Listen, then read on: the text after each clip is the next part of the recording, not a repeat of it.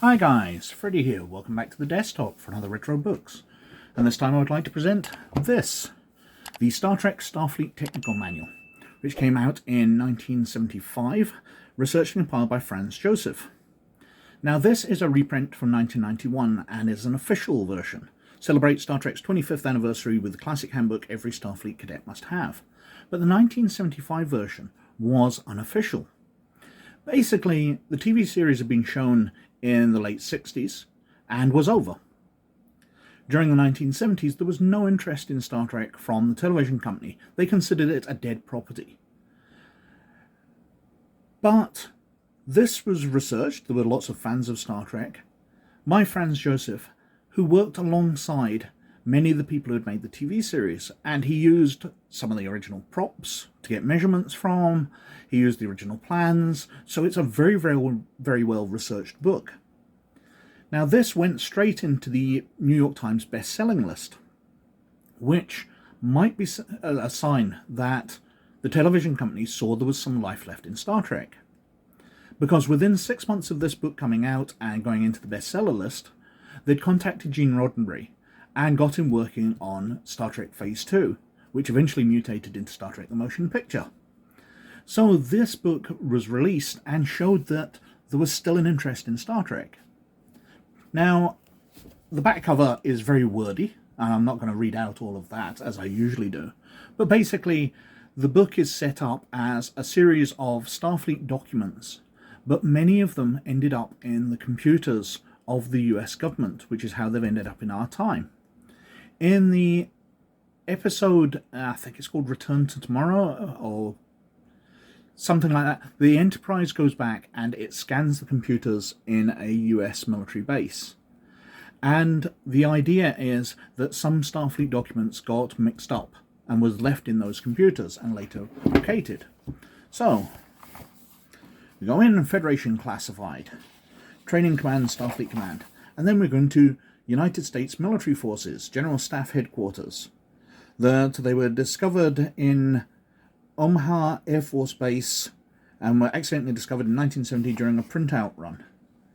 So the computer was accessed during the original series when the Enterprise time traveled, and these documents were left behind.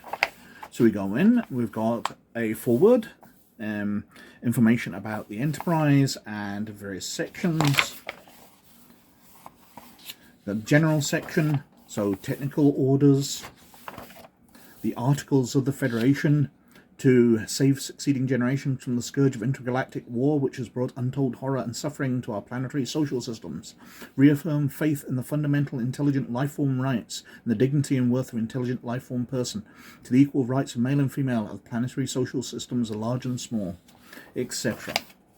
We go through the Articles of the Federation, all the details of them, which is quite interesting. Obviously, it being unofficial, even if it's now been made somewhat official, none of this really goes into Next Generation, although some of this was later used in the movies. I'll continue through with the vast quantities of the Articles of Federation, pages and pages of text here. Now this is how it differs from many of the other books which I go through in these technical journals. There's not a lot of pictures in here, although later on there are some very nice ones. The Treaty of Peace, the Organian Peace Treaty, the United Federation banner, their flag, the United Federation of Planets seal, the Planetary Confederation of 40 Eridani, their banner, of 61 Cygni, of 40 Eridani Signat, the Star Empire of Epsilon Indi. Lots of flags and pennants, which aren't terribly interesting. Now, in Star Trek 3, they bring up some computer information when Spock's quarters are getting broken into, and the display of the Enterprise shown on the screen is of the television series Enterprise rather than the movie Enterprise. And the diagrams that they display are actually out of this book, which we'll come to later. So we've got official typefaces, uniform colour codes, the command section, the organisation of Starfleet Armed Forces, Starfleet Academy organisation. And then we're on to some of the things we're actually really interested in. We're probably a third of the way through the book before we come to anything nice, which is Fleet Headquarters. What would basically become Starbase 1 in the movies, but a more older design of it. Now, I believe this has been used in the Axanar fan series, or fan movie, however it's coming out. It's a very nice looking 60s station. We've got the layout. So in the area around here, where it's raised, inside there's buildings and sky. Different docking stations in the bubbles around the edge. The layout of the areas inside. So recreation lagoons, Federation parks, residential apartments, amusement centres, swimming pool and some hills and recreation areas, cadet parade ground. Then we're on to the technical orders, so the different rank badges and rank insignias. The uniforms, including patterns for making it. As I said, they used the original documentation for making the TV series, so there's documentation here on how to make the uniforms, the cutting patterns you would need. Going through the duty uniforms for females. Then we're on to designs of ships here. So we've got the Dreadnought class, the Heavy Cruiser class, the Destroyer Scout class, and the Transport Tug class. And we'll go into more detail as we go through. So Class 1 Heavy Cruiser, Constitution class, like the Enterprise was. We've got some very nice diagrams there. Class 1 Destroyers, the Saladin class. Class 1 Scouts, the Hermes class. Class 1 Transport Tugs, Ptolemy class. And they've got the transport containers, which are towed by the tugs. If we go back a few pages, we can see the transport tug has a docking area, and then it connects to a convoy of these containers.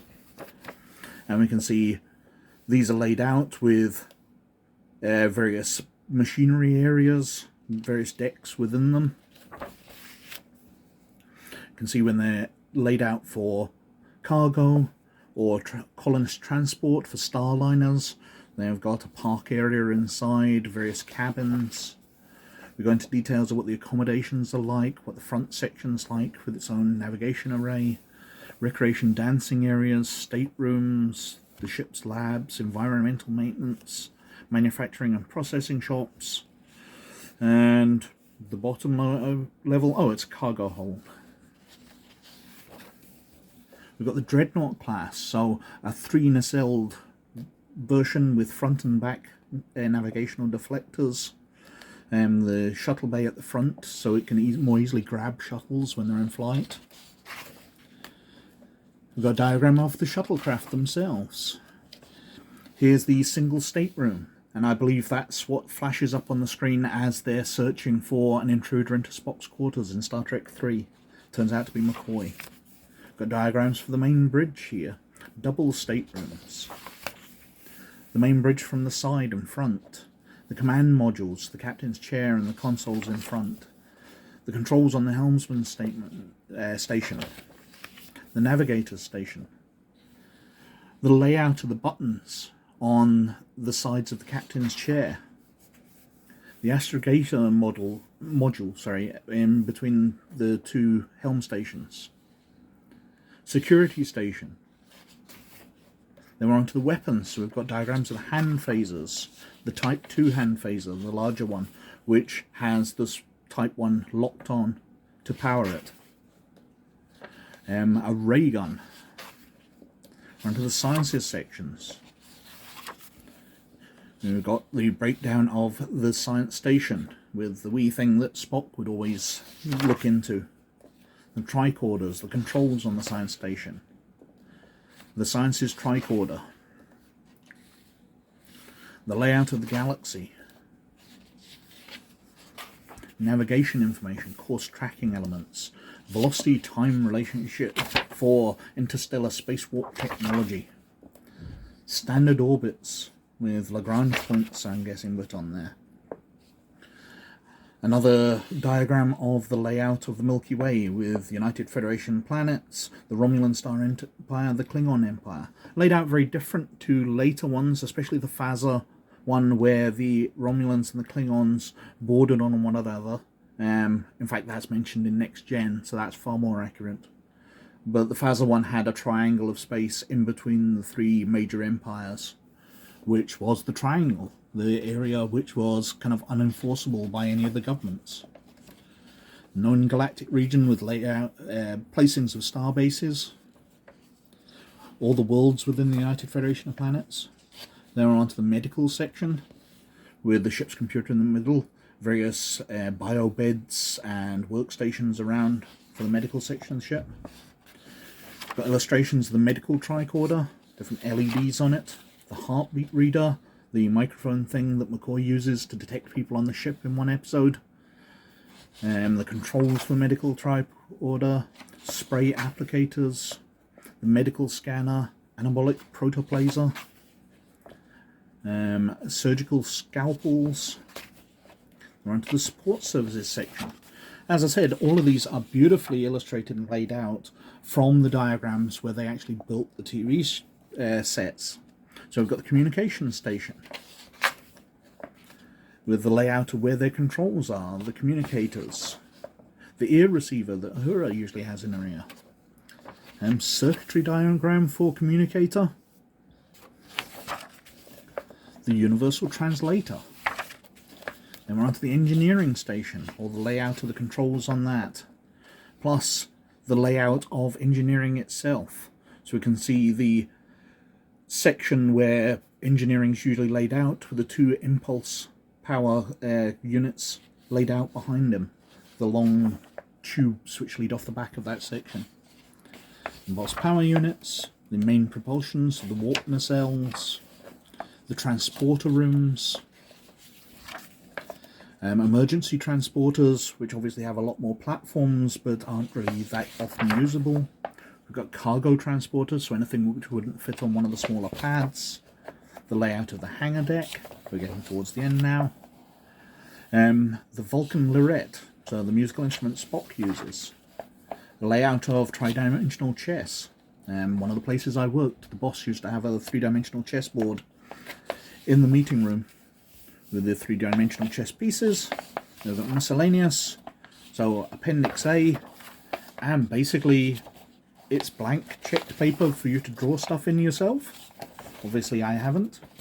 And a few pages of that. Now this is a beautifully researched book, very, very accurate to the TV series, obviously. But it doesn't align with the way Star Trek developed and the way other sources. While the Phasor universe you can somewhat align with what happened in The Next Generation, it really doesn't align with this book. But it's lovely to have an early look at what Star Trek was in the mid-70s. An absolutely great book which laid down the foundation of so many of the technical books which came out for Star Trek, Star Wars, etc. in the years afterwards. But anyway, I've whittled on for quite long enough as usual, so thank you very, very much for watching. But as always, most of all, you look after yourselves, and I'll catch you later. Bye now.